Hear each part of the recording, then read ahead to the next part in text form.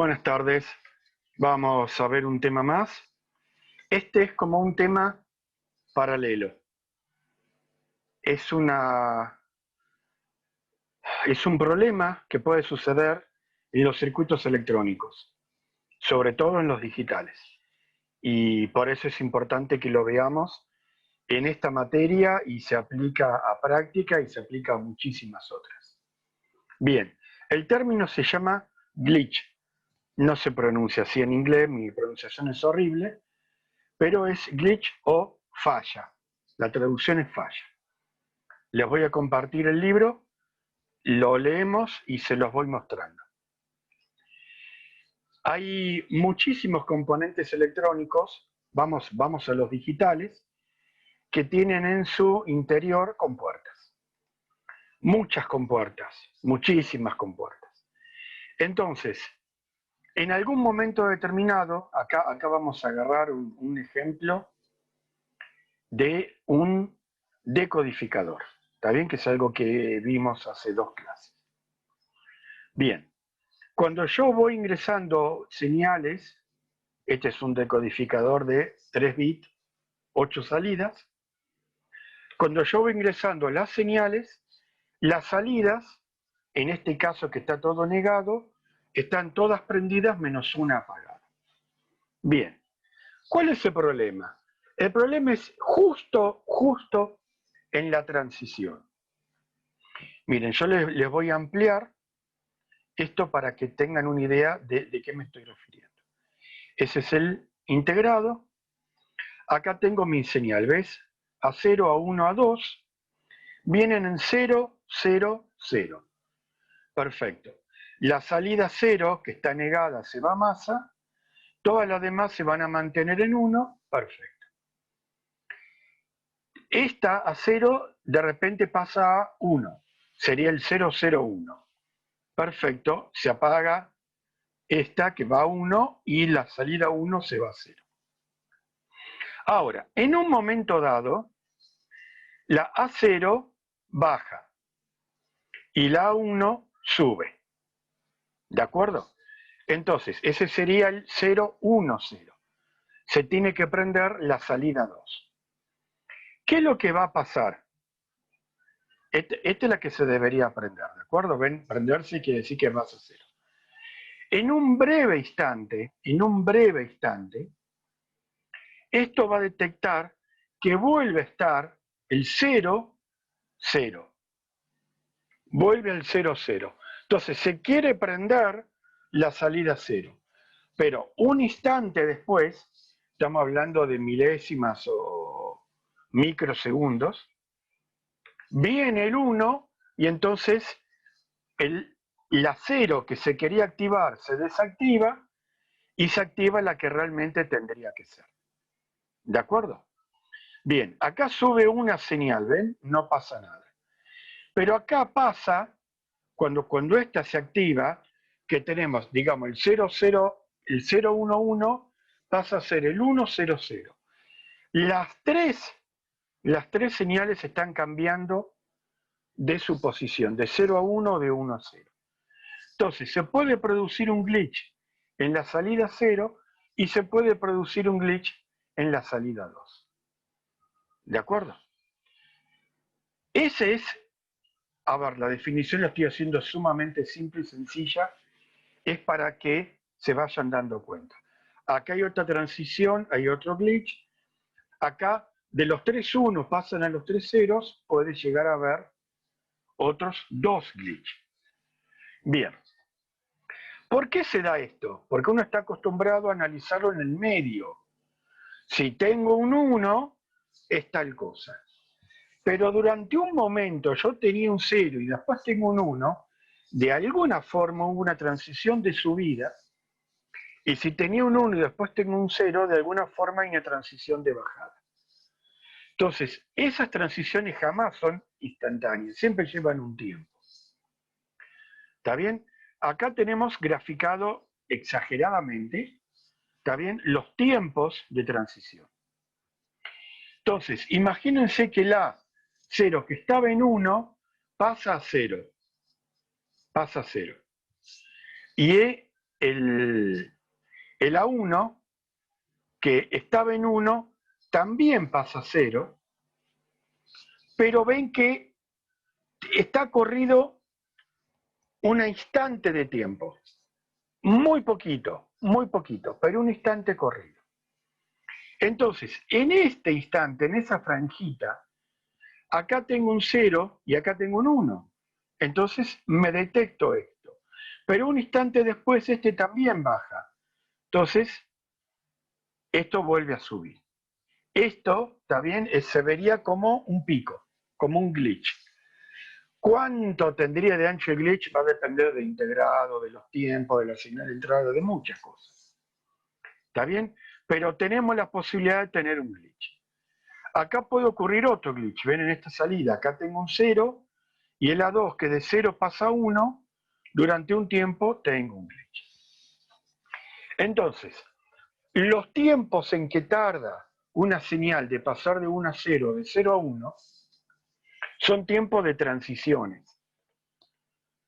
Esos tiempos de transiciones pueden generar falsas señales de entrada que el integrado, la compuerta, que lo que sea lo toma y genera una salida muy corta, muy provisoria, pero una salida fallida. Algo que no se tendría que haber salido porque no es real. No corresponde a la información que queríamos realmente enviar a la entrada. ¿Está bien? Bueno, acá tiene otros ejemplos de glitch. ¿Estamos? Bien. Vamos de vuelta con la idea de esto. ¿Por qué se produce un glitch? O sea, ¿qué es un glitch? Es una falla a la salida. A la salida. ¿Qué la produce? Normalmente la produce una falla a la entrada. ¿De acuerdo? Mis señales a la entrada están cambiando, el tiempo de transición de cambio, mientras están cambiando, yo tendría que decirle al integrado, mirá, quieto, espera un poquito, espera que mis entradas se terminen de mover y recién ahí dame la salida. Como el integrado trata de responder lo más rápido posible, por ahí me genera una falsa salida. ¿De acuerdo? Un falso 0, un falso 1. Si estamos trabajando con un circuito sumamente simple, que me prende un LED, prende un buzzer, prende un motorcito, si un LED se prende durante un glitch, durante un milisegundo, y yo no lo voy a ver. Claramente no lo voy a ver. Si a un motor le estoy dando un milisegundo de voltaje, el motor no se va a dar cuenta. ¿De acuerdo? Ahora, si estamos en un gran circuito digital de muchas compuertas, de muchos integrados, interconectados entre sí, un integrado que me esté mandando un glitch, o sea, una falsa señal, que se la manda el próximo integrado que la toma como entrada, toma esa entrada falsa y por ahí crea otra salida falsa y se desencadena una cosa terrible. ¿De acuerdo? Piensen aparte que los circuitos sofisticados cada vez trabajan más rápido. Entonces los tiempos de transición tienen que ser cada vez más cortos, pero hay un límite. Jamás pueden ser instantáneos. Tardan un tiempo. Entonces, vieron que frecuencia es 1 sobre t, bueno. Cuando mi frecuencia es cada vez más alta, si en vez de trabajar a 1 kHz, trabajo a 100, a 1 mega, a 10, a 100, a 1 giga, a 10 gigas, los tiempos son cada vez más cortitos. Entonces hay mucha mayor posibilidad de generar glitch. Una computadora que esté llena de glitch prácticamente deja de trabajar. ¿De acuerdo? Se hace una cosa terrible de mal funcionamiento. Entonces, ¿qué es el glitch? Es una falsa salida, una falsa información a la salida, ¿está bien? Digamos, un falso 0, ¿está bien? Que sucede durante un tiempo muy cortito, pero no es que no existe, existe. Piensen, por ejemplo, en los sumadores. ¿Se acuerdan los sumadores? Los primeros con acarreo y todo eso. Yo meto 2 números a la entrada para sumar. Las compuertas comienzan a funcionar, me dan las salidas. Vamos al bit de mayor peso. ¿Está bien? Por ahí me da una salida. Pero yo tengo que ir esperando todos los acarreos. ¿Está bien? Y entonces cada acarreo me va modificando o no la salida del sumador hasta llegar al último. Entonces, por ahí el último que está recibiendo información me manda un 0, me manda un 1, se queda en 1, me manda otro 0 y recién ahí dice, no, es un 1. Por ahí me mandó 4 glitch hasta que se calmó y ese es el valor definitivo. Si yo a esa salida de un sumador la estoy tomando instantáneamente y estoy tomando cualquier dato, ¿de acuerdo? Entonces, tiene que haber alguna forma de evitar los glitches. Vuelvo a insistir, ¿cuándo hace falta evitar los glitches? En circuitos que están trabajando muy rápidamente, ¿de acuerdo? Pero hace falta evitarlo, claramente hace falta evitarlo. Entonces, ¿cuál es la forma más sencilla de evitar un glitch? Algo que lo vamos a empezar a ver a partir justamente del próximo tema, y es, acá le da el nombre de validación strobing o strobe, ¿está bien? Que de alguna forma también quiere decir algún tipo de sincronismo o señal sincrónica o clock, ¿está bien? Clock como un reloj, una señal que me va dando los tiempos. ¿Está bien? ¿Vieron que en las orquestas está el director que va marcando los tiempos? Bueno, perfecto. Acá lo mismo, en muchos circuitos que se comienzan a hacer complejos y que trabajan con una relativamente alta velocidad, necesito una señal que me haga que todos los circuitos vayan a esa velocidad. La velocidad tiene que ser lo más rápida posible para que los circuitos sean rápidos, pero no tan rápida que me entren a molestar todos los glitches. Entonces, yo acá les pongo un ejemplo. El mismo integrado, las mismas entradas. Nada más que hay una de strobe. ¿Está bien? El strobe a veces se usa como estroboscopio, bueno. Úsenlo si quieren como sincronismo o como reloj. ¿De acuerdo? Bien. ¿Qué se suele mandar ahí? Una señal cuadrada, una onda cuadrada. ¿De acuerdo? Bien. Entonces, ¿qué me define la onda cuadrada?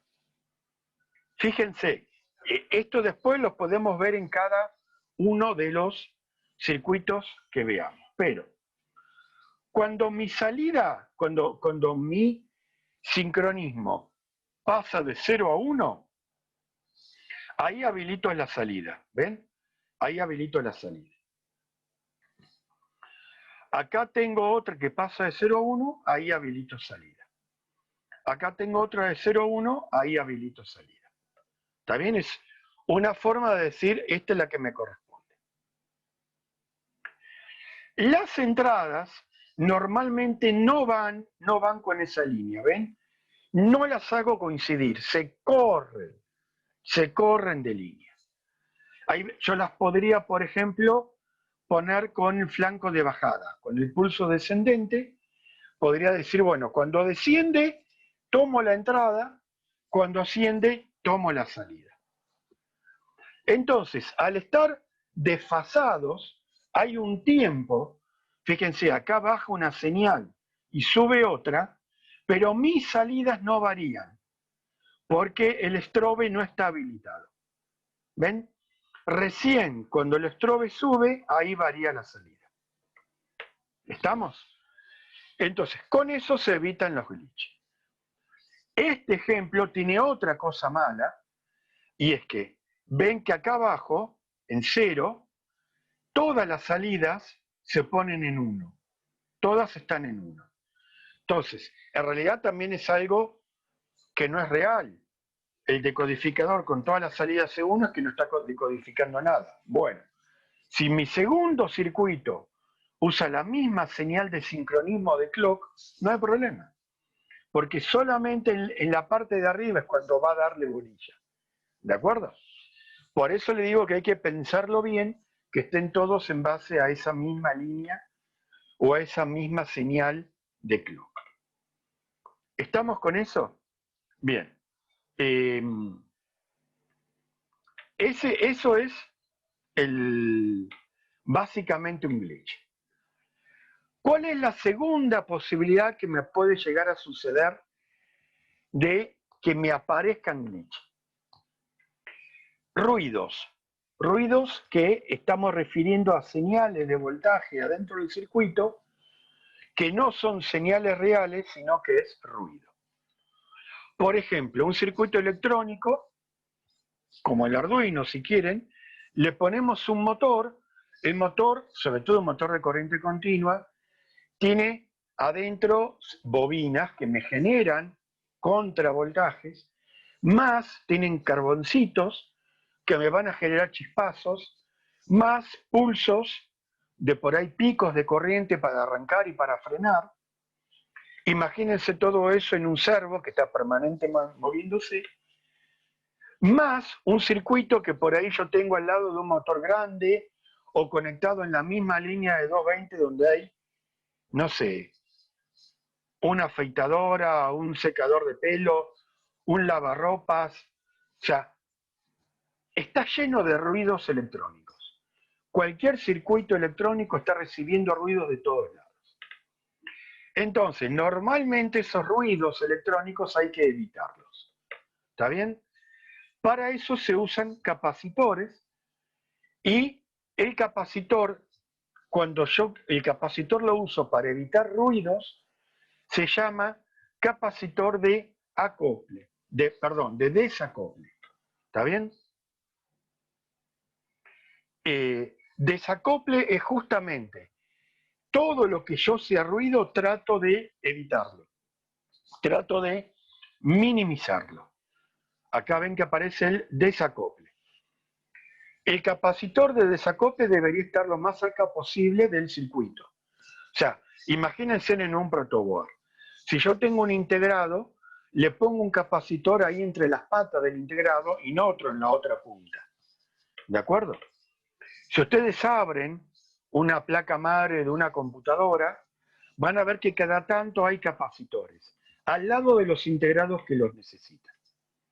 Bien, ¿qué capacitores son? Normalmente se ponen dos capacitores. Uno relativamente grande, electrolítico, vamos a suponer de 1 microfaradio, 10 microfaradios, 100 microfaradios, y normalmente se pone uno muy pequeño, ¿está bien? .022 o .1, que son cerámicos. El capacitor electrolítico, que tarda mucho en cargar y descargar, justamente me hace que mi señal, en vez de estar permanentemente variando, se quede quietita. Se haga una línea lo más lisa posible. Los chiquititos, los cerámicos, cuando hay un pulso de muy alta velocidad, que por ahí los provoca un motor o algún tipo de interferencia, el capacitor electrolítico no es capaz de agarrar eso. El cerámico sí. El cerámico evita ese pulso de muy alta velocidad y es casi como si fuera un cable a masa. ¿Está bien? Lo descarga. Miren, yo acá hice la prueba. En Google, capacitor de desacople, 24.000 resultados. O sea, tienen para estudiar para lo que quieran. Incluso hay capacitores de acople y capacitores de desacople. El desacople es justamente evitar el ruido, evitar interferencias. El acople es, yo tengo un circuito acá, otro circuito acá, los quiero comunicar, pero no les quiero comunicar cualquier cosa. Le quiero comunicar nada más que la información que realmente necesita uno de otro. Eso es acoplar. Acoplar un circuito con otro. El de desacople está dentro del circuito y se desacopla. Normalmente, miren, acá tienen un gráfico muy simple. Mi fuente, imagínense que son 5 volts de Arduino, 12 volts, lo que fuera, Yo quisiera que fuera perfecto, siempre 5 volts. En la realidad está lleno de ruidos. Por ahí tengo 5,1, 5,5, 4,4, 2,2 y está como permanentemente subiendo y bajando con todo el ruido que hay. Eso me puede llegar a generar problemas en mi circuito electrónico. ¿Está bien? Entonces, normalmente se pone un capacitor entre fuente y masa. Es así de simple. Un capacitor entre fuente y masa, pero cerca del circuito. Seguramente la fuente tiene por ahí su propio capacitor. Yo agrego otro más cerca del circuito. Y muchas veces agrego 2 capacitores en paralelo. Un electrolítico y un cerámico. ¿De acuerdo? Ven que ahí hablan de 10 nanofaradios, 100 nanofaradios, y por ahí van a ver que habla también de uno cerámico. Si yo tengo un circuito lógico, va su condensador. Otro circuito lógico, otro condensador, ¿de acuerdo? Yo voy poniendo uno pegadito en los que los necesiten. Por ahí hay circuitos lógicos más berreta, de mucha menor velocidad, que no tienen problema, listo. ¿De acuerdo? Bien, esto yo después se lo subo, pero busquen información por internet. Está llena de cómo evitar justamente, cómo desacoplar ruidos, cómo desacoplar falsas señales de ceros y unos. Ahora, que esto es por ruido. El glitch no lo genera el ruido, lo genera una señal de entrada que no es perfecta. ¿De acuerdo? O sea, son 2 cosas, pero que obviamente las 2 cosas hay que evitarlas. ¿Estamos? Bien, más adelante yo voy a volver a repasar el tema de las señales de sincronismo, clock, y en prácticas seguramente vamos a utilizar capacitores para desacoplar señales que generan ruido. Bien, esto es todo el tema de glitch, es lo que hacen falta que entiendan para lo que viene después.